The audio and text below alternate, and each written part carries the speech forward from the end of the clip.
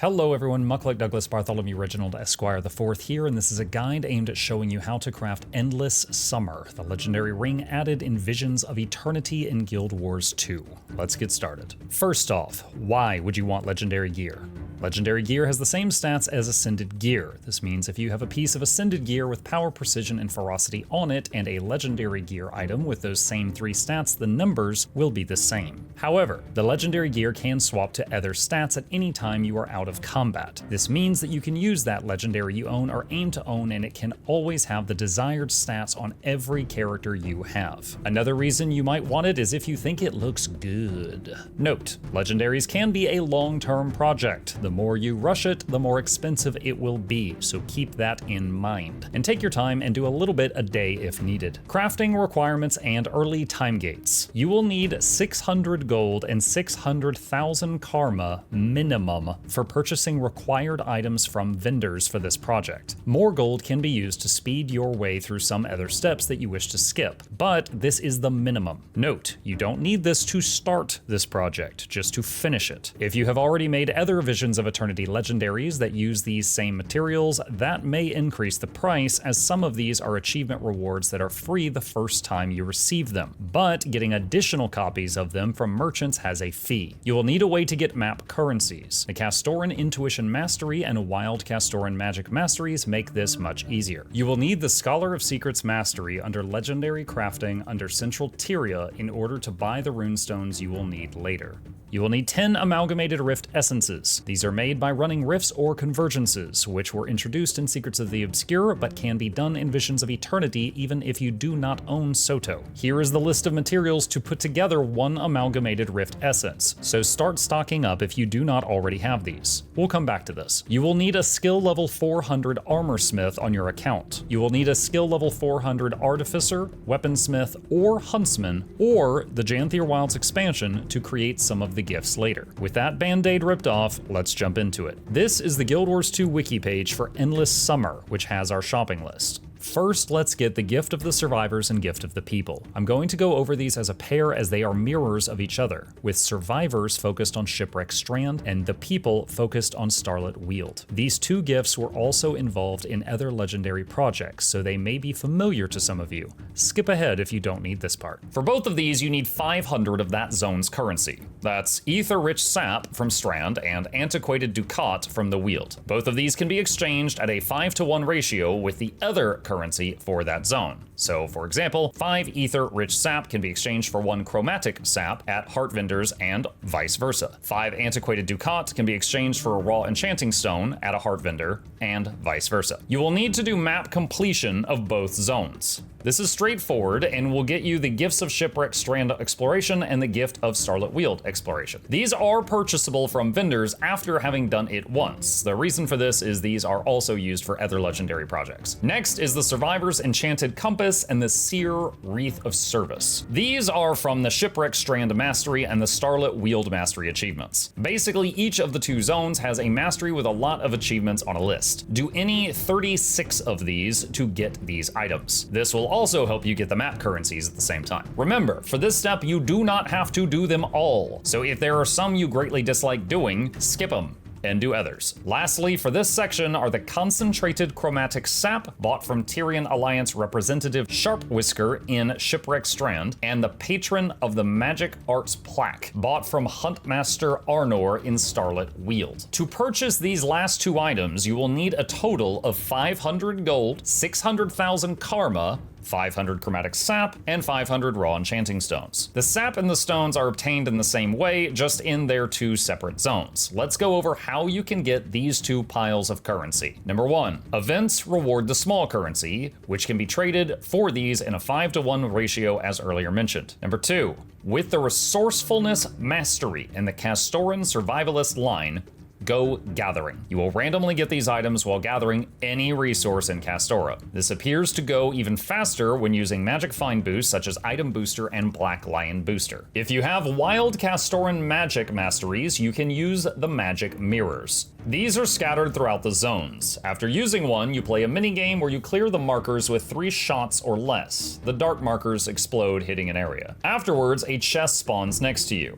once per day per mirror. This also charges you with the ethereal key charges. You can use the charges to unlock other chests nearby that are revealed after having used the mirror. Here are maps of the two zones, and their current known mirrors and connected chest locations. Credit to FFFAM on Reddit for making these. It is possible the community may find more in the future. So, once per day, you can make a lap around the zone, hitting mirror, then its chest, then a mirror, then its chest, repeating, and get a lot of the zone currencies, unusual coins, and other loot. Method number 4, meta events. Each of the two meta events gives a hero's choice chest. Each hero's choice chest gives you your choice of 25 of one of those two currencies. Number 5, using the Castoran Intuition Mastery under Skimmer Adaptation, you can use Ether Location to begin pinging and looking for nearby treasure. With this active, travel over water areas and grab any chests that spawn. These will get you more of these map currencies as well as unusual coins. Number 6, reward tracks in PvP and World v World both. Once you have 500 of the chromatic sap and raw enchanting stones, as well as the earlier mentioned gold and karma, you'll be able to purchase the concentrated chromatic sap and the patron of the magic arts plaque. Then you can go to Castaway Agnes, the heart vendor in Shipwreck Strand, Hullgarden, to purchase the gift of the survivors. Afterwards, go to Knock at his pub in Shipwreck Strand to purchase gift of the people. Now let's turn our attention here. We're going to do gift of the Hylek next because after doing it, a new merchant will unlock that we will need to make the last remaining gift. Go to your achievement panel and search for Radiance of the Sun God. I recommend clicking the little eyeball to pin it to the right side of your screen while working on this. First, speak to the Hylek Shaman in Shipwreck Strand. This is Shaman Palek, who is just northeast of the Hullgarden Pier waypoint. Next up, defeat Tequatl the Sunless. Tequatl is a world boss in Corteria that spawns every 3 hours in Sparkfly Fen. You can do this step at any time, so check to see when Tequatl will next spawn on the Event Timer webpage. Link is in the description if you need it, and make sure to join in on the next one that you can. If it won't be up soon, you can continue with the next step and come back to this later. Next, find the Shard of Zintel in the Witchmire Swamp. For this one, go to Caledon Forest and follow this path through a cave to find a mini dungeon puzzle. The entrance of the cave may be a closed door if no one has opened it recently. Throw a rock at the gong to open it. After going through the cave system, you will find a puzzle. The goal here is to look at the lights up on the wall and match it on the ground. On the floor is a 3x3 set of circles and stones you can place on them. When you match one of the light patterns, a torch will light up.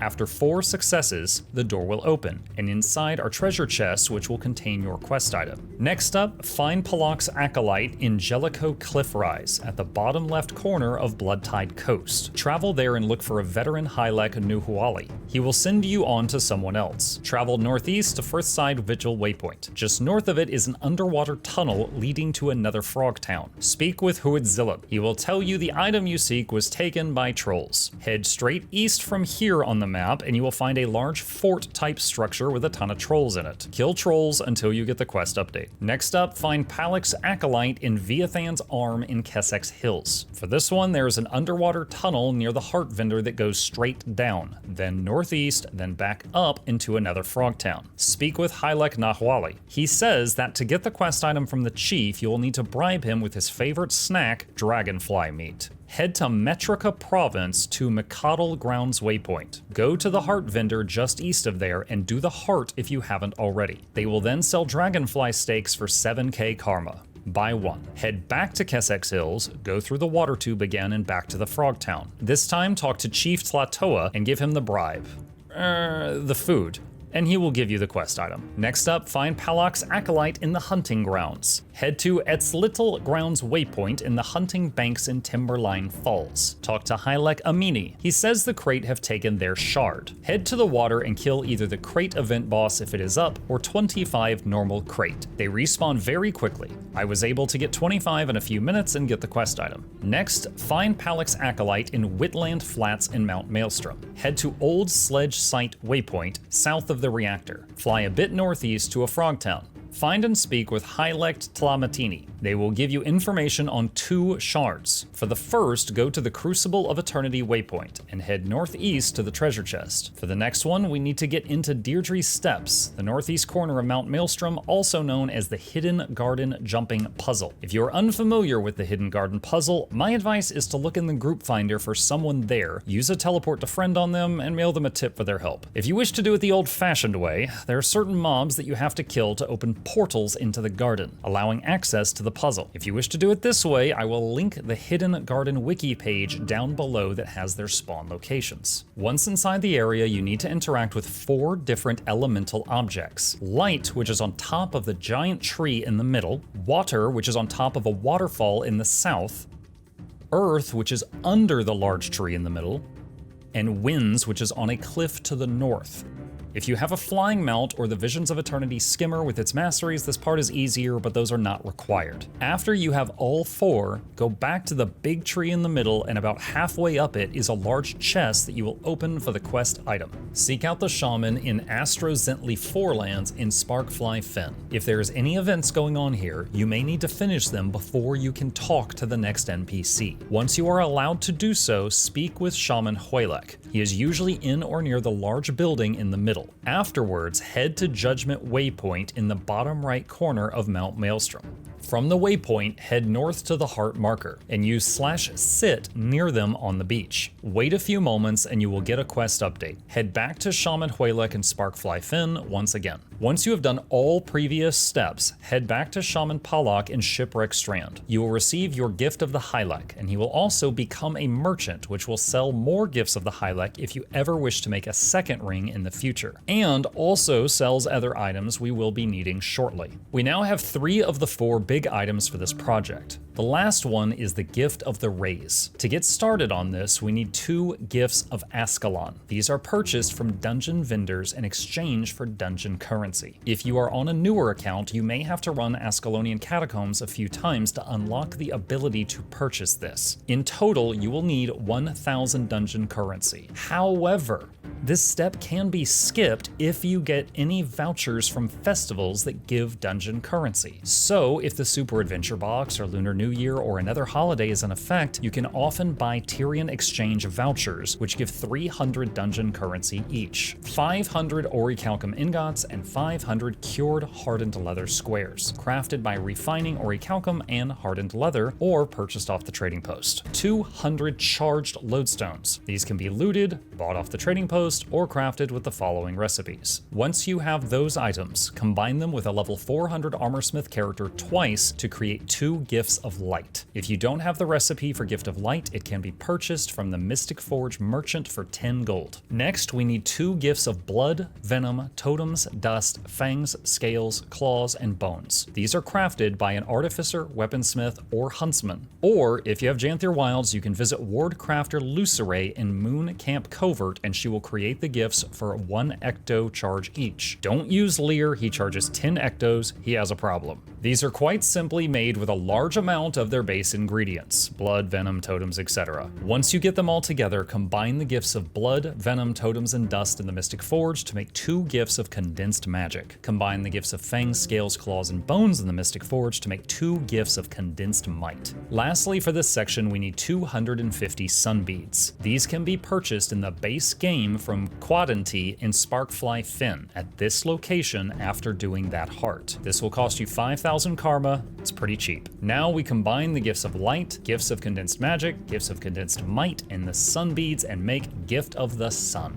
Next, we need 250 piles of coarse sand. I don't like sand.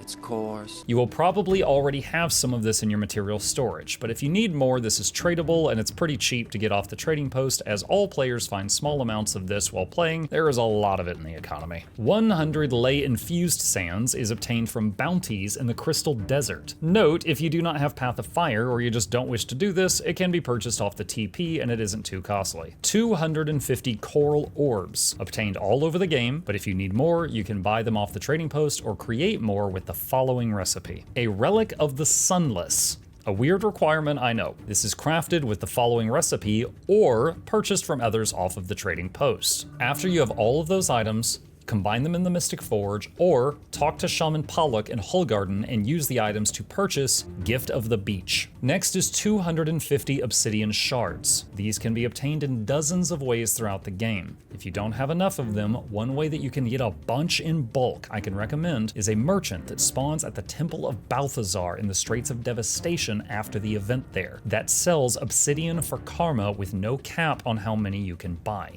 250 tier 6 gemstones. I want to clarify here, you only need a stack of one of these. So 250 beryl orbs, or chrysocolla orbs, or emerald orbs, or opal orbs, or ruby orbs, or sapphire orbs. These can be traded and in some cases crafted if you are short a few. A bloodstone shard purchased from the Mystic Forge merchant for 200 spirit shards. 100 mystic runestones purchased from the Mystic Forge merchant for 1 gold each. So this is a 100 gold purchase that is unavoidable on this project. Combine the 250 obsidian, the 250 gems of your choice, the bloodstone shard, and the 100 mystic runestones in the Mystic Forge, or take them to Shaman Pollock and trade them for a gift of infused gems. Next up is 10 amalgamated rift essences. We touched on this earlier, but the TLDR is you just need to run a bunch of rifts and or convergences until you get enough rift essence to make 10 of these. These can be crafted by the following professions with this recipe. Or various NPCs in Janthier Wilds at the time of writing the script can combine it for you, but they will charge more ectos for the trouble. Lastly is 10 mystic clovers. Usually in my legendary guides, I mention how many clovers you will need at the start because it is often a large undertaking and bottleneck. However, only 10 is pretty minor and you can get that instantly from the Wizard's Vault, a Raid Merchant, a Fractal Merchant, PvP, World v World, crafting for Mystic Coins, etc. You have a lot of options here. After acquiring these, combine the clovers and amalgamated rift essences into 10 purified rift essence. This can be done by the following professions with this recipe. Or, again, it can be crafted by various NPCs in Janthier Wilds for 10 additional ectos.